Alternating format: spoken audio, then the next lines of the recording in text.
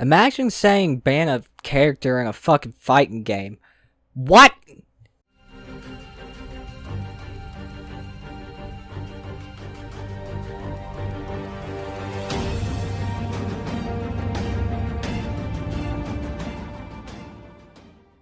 So there's been some people on the internet for like the past 2 months talking about banning Jacqui. Thanks, Tekken Master, for starting this fucking joke, dude. You have no idea the shit I've had to put up with for like the past fucking month and a half. Thanks! Anyway, before we get into it, don't forget to hit that subscribe button and also turn on notifications. And also leave me a comment on the video and like the video. Let me know what you think about the video. I want to have a discussion about this instead of just like a full out fucking, here's my dick, you know, it's bigger than yours. Shut up, you know, shit like that. And also, before we get into it, I was apparently too mean in the 2 other versions I had of this. So I have one version. I don't want to be mean. That's not the point I want to get at. But I am going to have the unedited version up on Patreon for $5 big boys. We already have our first $5 big boy. His name is GloryOff19th. Thanks for being a fucking big boy, dude. Fucking gnarly. Alright, but the unedited fucking... really unedited, just a fucking background on it, no outro, no intro, green screen, me just talking. If you guys want to see the unedited version where I actually get my opinions out there and am kind of a dick, become a $5 big boy on Patreon. That video will be up over there. So if you want to hear me be an asshole, that's how. But it's time to start talking about Jacqui and what the problem is. Is Jacqui ruining MK11? No, Jacqui's not ruining MK11, complacency is. I'm not going to be an asshole and go into that whole thing like I did in the unedited version, but complacency has really ruined MK11. MK11, and this is going to do me no favors with NRS, or MK, or Ed Boon, but MK11 is not a very well-designed fighting game. It's got neutral that's not really neutral. It's got frame data that's not really frame data. It's got characters that aren't fighting game characters. If you look at Marvel vs. Capcom 2, the fighting games, before we get to this part, so let me just get that out of here. Marvel vs. Capcom 2, fighting games have always been fun because of the crazy horse shit you can do on them. The crazy ass combos, the crazy ass mix-ups, the crazy ass pressure. MKX, it was, you know, mixing someone over and over again, them never guessing that they were going to wake up with an armored move, and then mixing them again, you know, and keep mixing them, keep pressuring them. That's what made it so fun. Marvel vs. Capcom was everything all over the screen, the touches of death combos, the infinites from Magneto, all that crazy shit there. Dragon Ball FighterZ, same thing as Marvel vs. Capcom. It's Marvel vs. Capcom 2 with horrible netcode. You know, so that game, Marvel vs. Capcom 2, crazy as hell, fun as hell, crazy for the TODs, the crazy ass combos and everything else. MKX, crazy as hell pressure, crazy as hell 50-50 mix-ups and everything else. Injustice 2 literally had armored overhead low mix-ups, dude. Fucking crazy ass bullshit. So that's what always has made fighting games fun for at least most people, is how crazy they were, what you could do in them, the freedom that you had in them. And MK11 doesn't really do that. You see a character, you see like 3 players might do something minorly different, but you know, pretty much everything else, the way you play that game and those characters, it's very similar. And Jacqui is a completely different story. The main problem with MK11 is people have gotten so used to MK11 and how it's not really a fighting game. I have to say that it's a casual game. It's a casual fighting game if I've ever seen one. It's a game that was designed very, very well designed. Let me just say this real quick. I don't hate the gameplay designer. 16-bit is a fucking genius. Stephanie Brownback is a fucking genius. You know why? Because they designed a fighting game. She designed a fighting game for casual players. You know how smart that is? You know how many people did not get into MKX because of how hard it was? How hard all the combos were to do and how the timing that you had to do. How many people don't get into Guilty Gear for that same reason, or Dragon Ball, even though they love Dragon Ball for that same reason, or Injustice even. They're hard. They're hard to understand. The gameplay mechanics are hard to get down. The combos are not easy. Stephanie Brownback's a fucking genius because she took a very popular fighting game that's been around for years and made it easy. Gave you a button for when your health gets low to pretty much do 35, pretty much average 35% of someone's health bar. And it's safe. Gave you a tool Granted, it cost meager, but it gave you a tool with most characters. If you break away at a certain point, and that's not hard to learn how to do, to learn how to break away on a certain point. If you break away at a certain point, you get a full combo punish on someone. You get a full combo punish for them punishing, with punishing, opening you up, something. You get a full combo punish for them doing that to you. She's a fucking genius. So, I don't hate her. She shouldn't be replaced. I just wish she'd go back to the old way that the games were designed, like MKX. But it's a genius. But that's the problem with MK11. It brought out a lot of casuals, and it made a lot of the people who aren't top players, and aren't really, like, competitive players, but, like, mainly, like, the ranked guys who run ranked. It made them very complacent. And those guys, obviously, they're not top players. They're not even really competitive players who are winning tournaments or getting top 8 in tournaments. But those are the guys who usually have the platforms. Me. But, no, that's the thing. These guys have become complacent, moving from MKX or Injustice 2 over to MK11. And they're not used to having to play against a fighting game character anymore. See, that's what Jacqui is. Jacqui is a fighting game character. Jacqui is a fighting game character. She's a character with tons of options, really good combo damage, really safe stuff.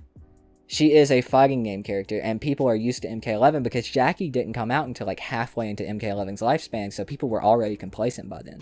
Dealing with, oh, what's this guy's next safe move gonna be? What's this guy's next safe forward advancing move gonna be? What's this guy's next plus string gonna be?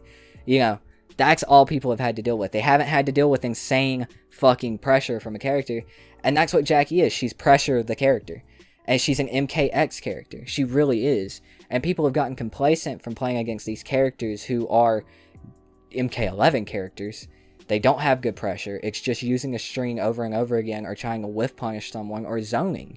That's really all MK11 is, until upgraded Jacqui came along. And now you're playing against a fighting game character. And people have gotten to the point in MK11 where they don't have to lab. MK11 is a game where you don't have to lab anything. You go into a match and you're playing against someone. You could play against 3 people playing the same character, and they're not really going to do anything differently. You might have to play against 3 people in 3 different variations, and you pretty much learn how to play against that character because you don't have the freedom that you had in these other games to have different playstyles with the same character, or different variations to get insane new stuff. No, with different variations you get about 1 new move now, instead of a whole fucking different moveset. So it's really complacency, not wanting to lab, because you don't have to lab in MK11. And my point draws further with, I have a buddy, not calling anyone out, but I have a buddy who was calling me carried, and that's the main problem. People discrediting all of these pro players, and me, I'm not a pro player, but discrediting me and all of these really, really talented pro players, saying that they're carried by a character. That's where it comes from. But my buddy was saying that I was carried. I was like, man, you have ways around it, go lab it. He said, fuck that shit, I ain't gonna lab, I ain't got time for that, fuck the lab. And I'm just sitting there like, you are the problem. This is the problem. MK11, the community is the problem. Jacqui's not ruining the game, the fucking community is. So, I mean, really, it's people not wanting to lab. People are, sorry, too lazy to lab. You know, people have gotten used to not having to lab these characters, to just playing ranked or Combat League, and, you know, understanding how to play against a character in maybe 1 or 2 games against that character. It's easy. I've done it. I learned how to play this fighting game and was winning ESL tournaments and winning against people who had played the game for a year in like a month and a half. And that was because I used the lab. Probably would have took me longer if I didn't lab, but I used the lab. It was easy.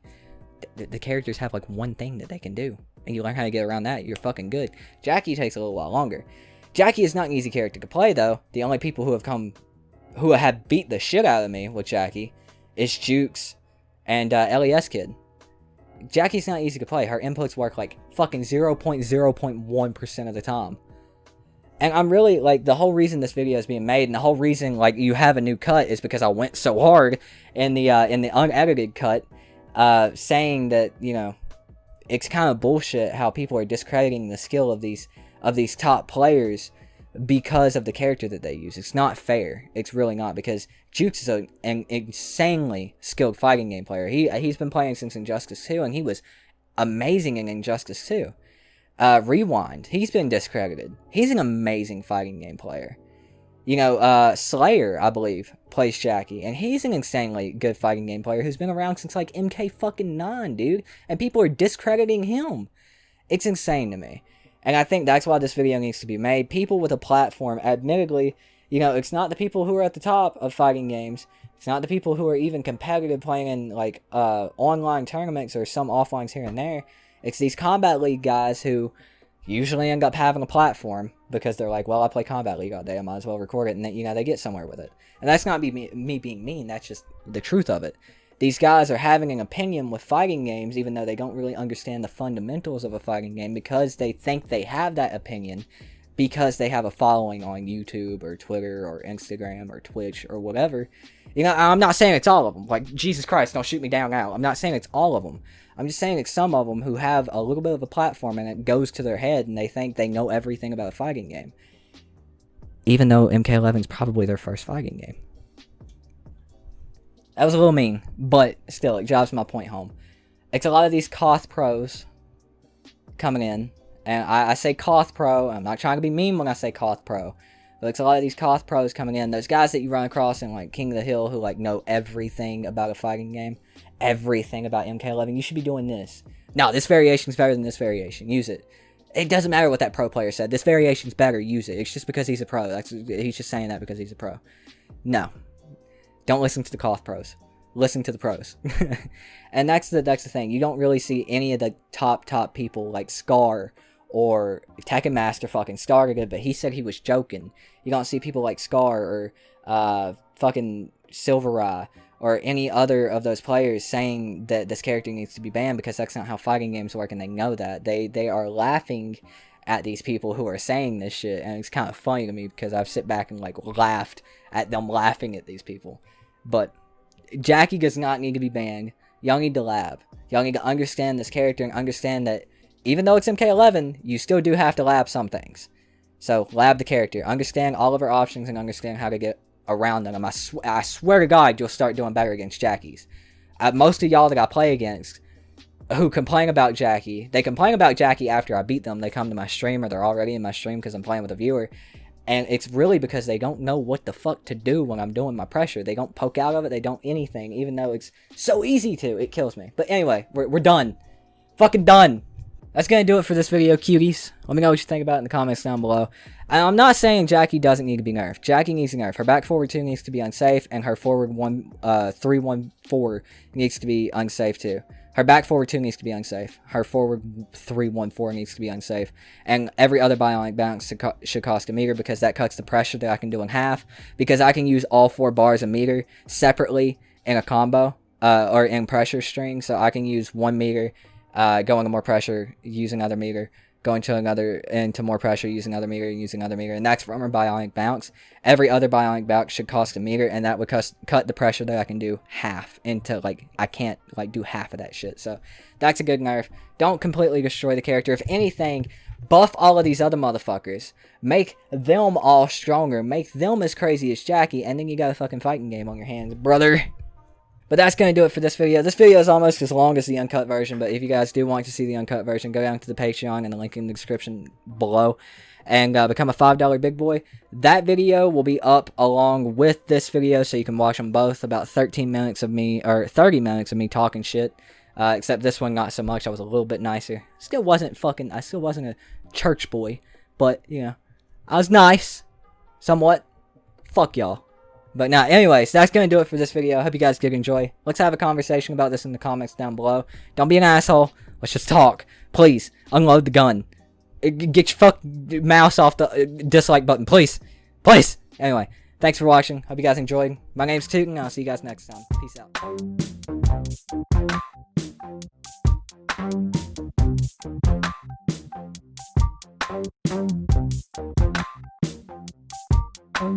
out.